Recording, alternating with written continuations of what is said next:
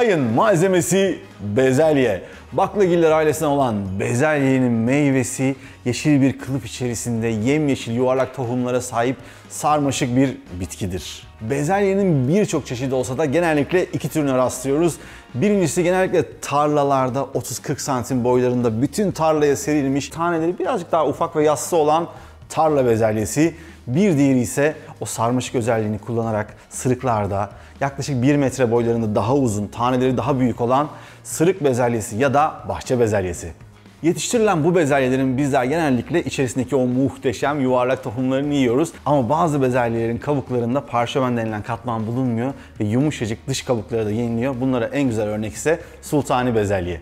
İlkbahar ve yazları tezgahlarda gördüğümüz bezelyenin hasat dönemine göre ülkemizde Karadeniz'de, Marmara'da, Ege'de, Akdeniz'de tüm kıyı şeritlerimizde yetişirken aynı zamanda Ege'ye yakın İç Anadolu bölgesinde de bezelye yetiştirilmekte. Bezelye lif, nişasta, antioksidan ve karoten yönünden zengin, protein yönünden çok kıymetli bir sebzedir. Ben bugün sizlere bezelyeye doğrudan yakışacak olan lezzetlerle tanıştırmak istiyorum. Öncesinde bahar aylarındayız ve tezgahlarda muhteşem yeşillikler var. Birincisi bezelye deyince akla gelen İlk yeşillik, taze nane, sonrasında kokulu dereotu, biberiye ve taze kekik. Bezelyenin tatlı ve nişastalı yapısını dengeleyecek olan sülfürlü tatlar.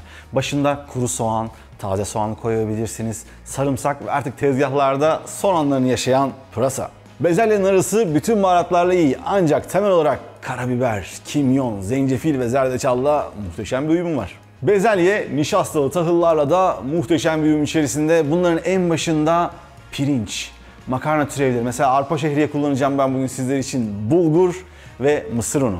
Bezelye bütün proteinlerin, balıkların, kabukluların, tavukların, kırmızı etlerin hepsiyle yan yemek olarak uyumlu olabilir. Ama dediğim gibi ben bugün sizlere doğrudan bezelyeye uyan proteinlerden bahsetmek istiyorum. Mesela pastırma, mesela jambon gibi etler, sucuk olabilir. Aklınıza ne geliyorsa işlenmiş etlerin hepsiyle, o tuzluluğuyla muhteşem bir uyum içerisinde. Bezelye yağlı ürünlerle de uyum içerisinde. Bunların başına tabii ki tereyağı ve zeytinyağı sayabiliriz ama sonrasında peynirlere gelebiliriz. Özellikle ülkemizdeki muhteşem koyun ve keçi sütünden yapılmış olan beyaz peynirler, Erzincan tulum peyniri, İzmir tulum peyniri bunların başında geliyor. Bir diğer doğrudan uyum sağlayan protein ise yumurta. Bezelyenin o tatlı, nişastalı yapısını kırmak için limon ve yine nişastalı bir sebze olan patatesle de muhteşem bir uyum içerisinde. Ben bu muhteşem lezzetlerle size bugün tam 5 tarif göstereceğim. Birincisi bezelyeli, mısır unlu bir kek yapacağız. Sonrasında bir bezelyeli peynirli ezme yapacağız. Onu böyle güzel ekmeklerin üzerine süreceğiz. Ardından bezelyeli bir humus yapacağız. Bu baharatları, soğanı, patatesi kullanarak patatesli bezelyeli bir köri yapacağız. Ve son olarak da o kremalı, peynirli yapısıyla bir bezelyeli arpa şehriye yapacağım. Öncesinde tabii ki mutfağımıza gideceğiz. Bezelye nasıl ayıklanır, nasıl saklanır onlara bakacağız. Bugün benim iki tür bezelyem var. Bir tanesi daha ufak yapıda, daha yassı. Şöyle içerisinde size göstereyim. Daha ufak taneleri olan tarla bezelyesi. Bir diğeri ise bulmacaların aranan yüzü. İri taneli bezelye, 5 harfli. Neymiş? Araka bezelye. Aynı şekilde kolayca zaten kenarlardan bastırdığınız zaman içerisindeki iri ve kalın taneleri görebilirsiniz. Şimdi bunları tek tek ayıklayacağım.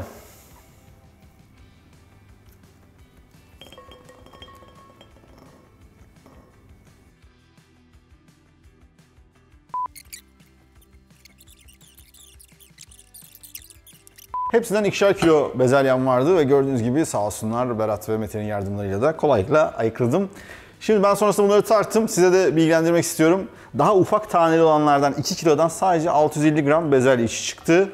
Daha iri taneli olanlardansa yaklaşık 2 kiloda 1 kilo kadar bezelye işi çıktı. Yani iri taneli olanları tercih ederseniz aslında daha karlı oluyor. Aklınızın bir köşesinde bulunsun. Şimdi bunları nasıl saklayacağız? Öncesinde tabii ki üzerinde tozlar içerisine düşmüş olabilir. Bir soğuk suda yıkayacağız.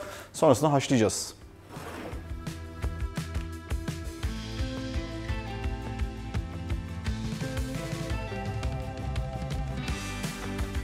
Bezelyelerinizi bir hafta içerisinde kullanacaksanız şimdi bunları doğruca kurutup buzdolabı poşetiyle buzdolabına saklayabilirsiniz.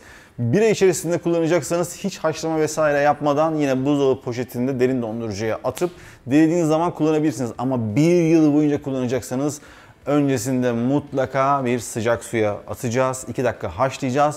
Sonrasında soğuk buzlu suya atıp iyice şoklayacağız. Kuruduktan sonra buzdolabı poşetlerine alıp derin dondurucuya yerleştireceğiz. 1 yıl boyunca dilediğiniz zaman aynı tazelikte bezelyelerinizi kullanabilirsiniz.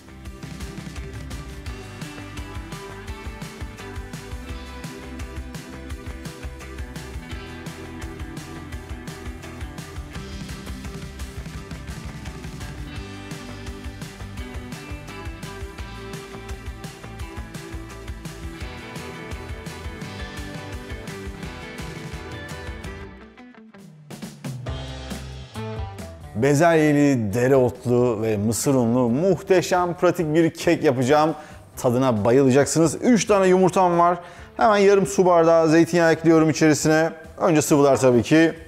1 su bardağı oda sıcaklığında ya da ılık sütümüz var. Yaklaşık 1 çay kaşığı kadar tuzumuzu da atıyoruz. Birazdan peynir de koyacağım için tuzu çok fazla atmayın. Evet, süt, yumurta ve zeytinyağı güzelce karıştılar. Sütün oda sıcaklığına hatta birazcık ılık olmasının sebebi mısır ununun güzelce şişebilmesi için. Hemen mısır unumuzu da ekliyoruz içerisine. 1 su bardağı. Yavaşça karıştırıyoruz. Topak kalmamasına özen gösterin. İnanılmaz basit. Hemen 1 su bardağı unumuzu da ekliyorum içerisine. Unu ekledikten sonra biraz karıştırma hızınızı yavaşlatın ya da bir spatulaya geçin. Bir tane de kabartma tozumuz var. Onu da ekledik. Ve yavaş yavaş karıştıralım şimdi. Kekimizin kıvamı gayet muazzam. Koyu akışkan bir kıvam arıyoruz. Şekerli keklerden daha güzel olan tarafı tuzlu keklerin yapması çok kolay oluyor. İçerisine yaklaşık 1 avuç kadar doğranmış dereotu. Burada taze soğan ekleyebilirsiniz, maydanoz ekleyebilirsiniz, fesleğen ekleyebilirsiniz. Ne isterseniz serbestsiniz ama dereotu çok yakışıyor. Az önce yaklaşık 2 dakika suda haşladığımız ve soğuttuğumuz bezelyelerden dolu dolu 2 avuç atıyoruz içerisine. Ve evinizde ne peyniri varsa, beyaz peynir, tulum peyniri, kaşar peyniri, lor peyniri ne varsa yaklaşık 1 su bardağı kadar da peynir atıyoruz. Son olarak karabiberimizi de ekleyelim ve karıştırıyoruz. İçerisini yağlayıp unladığımız kek kalıbımıza artık harcı dökelim. Üzerine bir parça çörek otu koyduk. Fırınım 180 derecede fanlı sıcak. Yaklaşık 40-45 dakika sonra kekimiz hazır. Kekimizin üzeri kızardı. Kıvamı gayet güzel. Kekimiz hazır.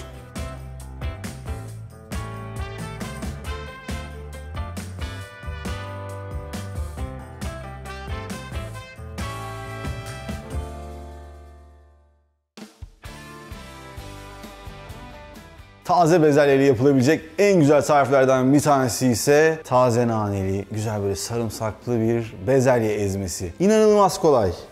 Yine sadece 2 dakika haşlanmış ya da doğrudan çiğ bezelyeyle ama taze olması şartıyla bu tarifi yapabilirsiniz. Yaklaşık 2 avuç bezelyemiz var. Şefim iyi avuçluyorsun diyebilirsiniz. Yaklaşık 2 su bardağı diyelim. Ben bir avucumla 1 su bardağını doldururum muhtemelen. 2 diş sarımsağımız var. Tuzumuzu ekliyoruz içerisine. Yarım limonun suyu. Hepsini robottan geçireceğiz ama robota ne atmayacağız biliyor musunuz? Taze nane atmayacağız. Çünkü taze nane hem kararır hem acı tat verecektir. O nedenle ezmemizi yapacağız. Son olarak nanemizi bıçakla kıyıp öyle ekleyeceğiz. Biraz karabiber ve olmazsa olmaz zeytinyağı. Yarım çay bardağı kadar zeytinyağı ekliyorum içerisine. Bu aşamada dilerseniz sizler peynir ekleyebilirsiniz, kuru yemiş ekleyebilirsiniz. Aklınızda bulunsun. Ben peyniri birazdan tarifin içerisinde kullanacağım için içerisine eklemiyorum. Şimdi kıvamına bakalım. Şunun rengin güzelliğine bakar mısınız? Kıvamı gayet güzel, rengi muhteşem, kokusu bir bahar kokusu. Son bir kez daha kıvamına bakalım.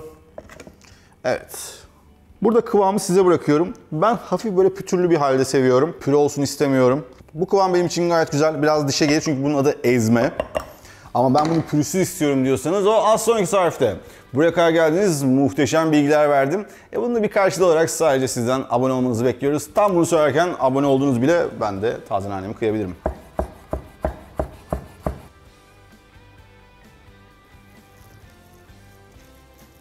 Ezmemiz işte bu kadar basit. Arkada birkaç parça ekmek kızarttım. Şimdi bu ezmeyi ekmeklerin üzerine koyacağım. Sonra birazcık peynir, biraz zeytinyağı. Hepsi bu kadar basit.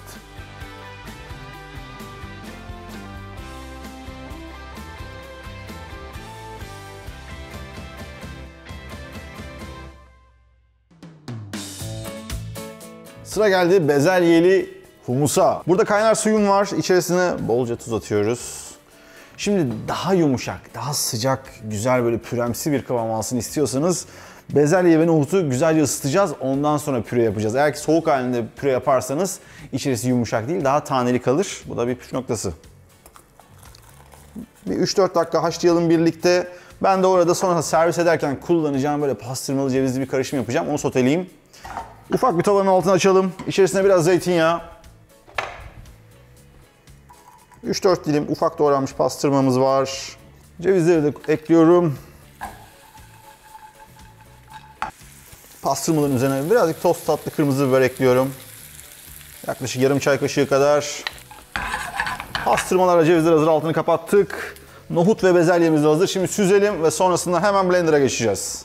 Bezelye ve nohutları sıcak sıcak hemen doğrayıcınıza, blenderınıza atın. 2 diş sarımsak ekliyoruz. Tuzumuzu ekliyoruz. Biraz karabiber. Kimyonumuzu ekleyelim. Yaklaşık bir çay kaşığı. Zeytinyağı, çok fazla değil, yarım çay bardağı kadar. Yarım su bardağı tahinimiz var. Yarım limonun suyu.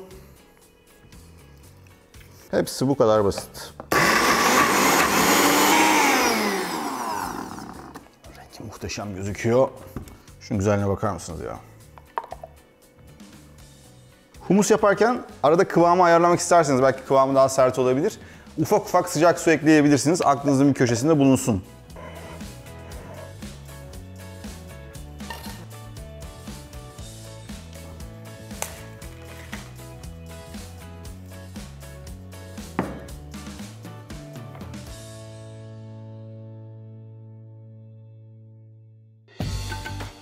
Bezelye ve patatesin unuyla muhteşem vegan bir tarif yapacağız.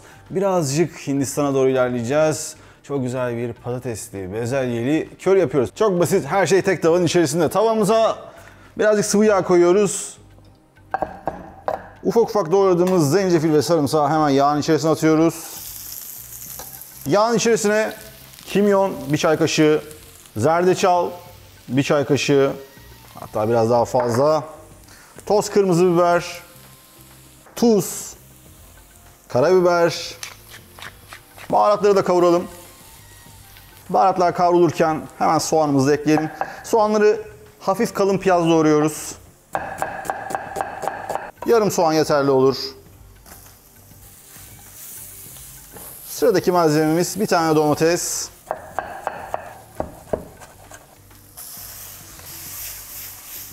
Şimdi içerisine sıcak su ekleyeceğiz. Böyle malzemelerin seviyesinin üzerine gelecek kadar. Şimdi patateslerimizi ekleyeceğiz. En son bezelyeleri ekleyip altını kısacağız. Hepsi bu kadar.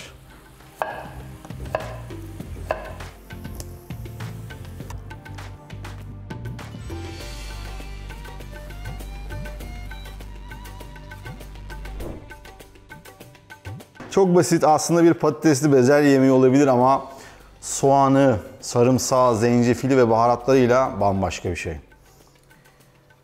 Bu yemeğin yanına sadece tuzlu suda haşladığım basmati pirinç ekledim ve ikisinin uyumu inanılmaz güzel bir menü oldu.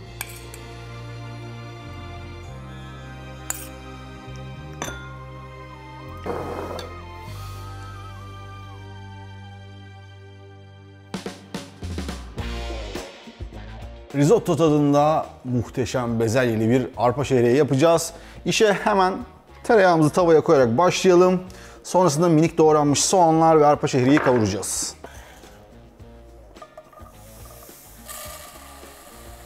Bir parça tuz da atalım. Taze kekik atıyorum içerisine. Şehriyeler kavrulmaya başladıkça içerisine sıcak su ekleyeceğim. Burada sebze suyu, et suyu, tavuk suyu ne arzu ederseniz kullanabilirsiniz. Ben bugün normal su kullanacağım. Her seferinde azar azar ekliyorum. Şehriyelerin seviyesine gelince sadece karıştırıp bekliyorum. Çektikçe su ekleyeceğim. Sonlara doğru bezelye, limon kabuğu, taze yeşillikler falan çok acayip.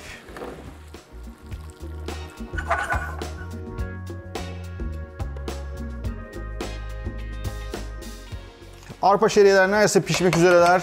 Şimdi yeşilliklerimizi de doğrayalım. Ben içerisine biraz taze soğan ve dereotu kullanacağım. Zaten taze kekik de vardı. Muhteşem bir aroması var. Buradaki kokuyu keşke duyabilseniz. Taze soğanları biraz pişmeleri için önden atıyorum içerisine. Taze kekiğin işi bitti, onu çıkartalım. Dereotumuzu da doğrayalım orada. Kıvam için içerisine birkaç parça peynir atıyoruz. 2-3 yemek kaşığı kadar peynir yeterli olacaktır. Peyniriniz yağlı bir peynir olursa tabii ki eriyecektir. Bu da aklınızın bir köşesinde bulunsun. Artık su ekleyeceksiniz. Kaşık kaşık ekleyin. Çünkü neredeyse kıvamı tamamdır. Peynirler de birazcık erisinler. Bakın bağlandı şu anda. Servis edebiliriz.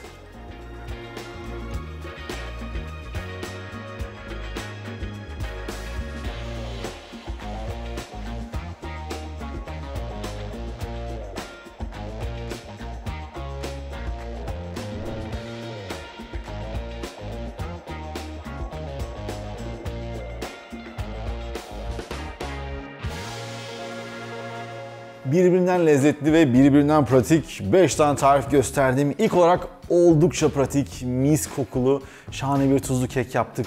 Mısır unu, peynir, içerisinde gözüken bezelyeler, çörek otunun mis gibi kokusu çayın yanına muhteşem beşlikçi oldu. Sofralarınıza renk katacak şahane bir bezelye ezmesi de gösterdim size. Bunu ekmek üzerinde kullanabileceğiniz gibi cipslerinizde dip sos olarak da kullanabilirsiniz. Makarnalarınızı da bu ezmeyle karıştırıp değişik bir sos deneyebilirsiniz. Humus severleri memnun edecek muazzam yumuşaklıkta. Altta birazcık nohut tadı, üste gelen bezelyenin tatlılığı, sonrasında kullandığımız pastırma, ceviz, kıtır lavaşlarla birlikte muhteşem bir tabak oldu. Bu tarifi mutlaka denemelisiniz. Bezelyeyi klasik yemeklerin içerisinde sevenleri birazcık Hindistan'a götürdük. Bol baharat, soğan, sarımsak, zencefil ve sadece patates ve bezelye ile birlikte muhteşem bir köri yaptık. Yanında da basmati pilavı var. Arpa şehriyeyi böyle denemediyseniz bezelye ve taze otlarla bu tarifi mutlaka denemelisiniz. Yapımı inanılmaz pratik. Adeta bir risotto yiyormuş hissiyatı yaratıyor. Ama risotto kadar zor değil. Sonrasında koyduğumuz o taze yeşillikler ve son olarak birazcık limon kabuğu rendesiyle muhteşem bir menü oldu. Ben bezelyeli 5 tane muhteşem tarif verdim ama sizin yapmanız gereken tek şey var. Abone olmak, videoyu beğendiyseniz beğen butonuna basmak. Bir sonraki bölümde görüşmek üzere. Bay bay.